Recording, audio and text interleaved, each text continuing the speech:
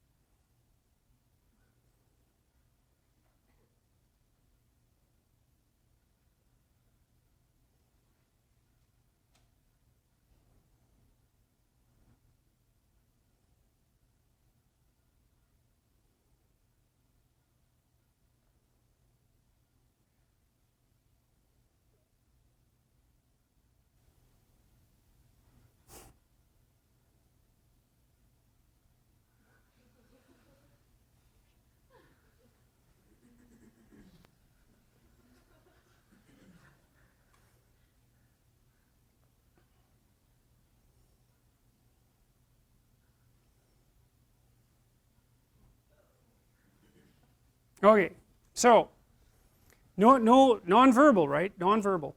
So what happened?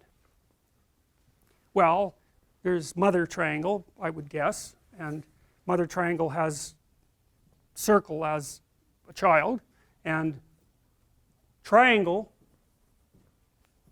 is maybe a friend, but not one that's very welcome, according to mother. And child circle goes out to try to play with triangle child, and mother doesn't like that, so she goes out there and pecks the hell out of him, chases him away, pushes child circle back into the home, and goes into the home, and then child circle isn't very happy about that. It's running around causing trouble, and manages to escape, and then bad child triangle shows up, and they play together and run around and run around and run around and run around with mother chasing them, and then they, well, maybe they elope, who knows. And then mother triangle has a fit and blows down the house, right? It's obvious. Reasonable? Would you consider that a reasonable story about what happened? Perhaps you had other interpretations, but I suspect they were vaguely along that line. Well, but the point here, and this is the point of this experiment, is how much information do you need from which to derive a narrative? And the answer is, like, none. It's just immediate. You can watch some triangles moving around a box, and instantly you personalize it. And that's because that's what you're like.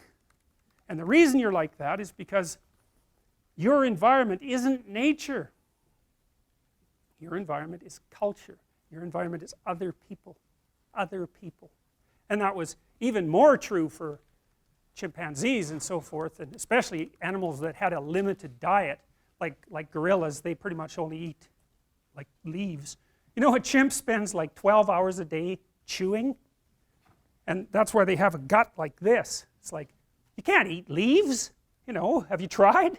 They have no nutrition, so if you're going to eat leaves, you have to eat a lot of them, and then it takes like 3 months to digest them. And so what we've done, and this is pretty cool because we're so smart, is that we've traded gut for brain, and that's why we're so svelte.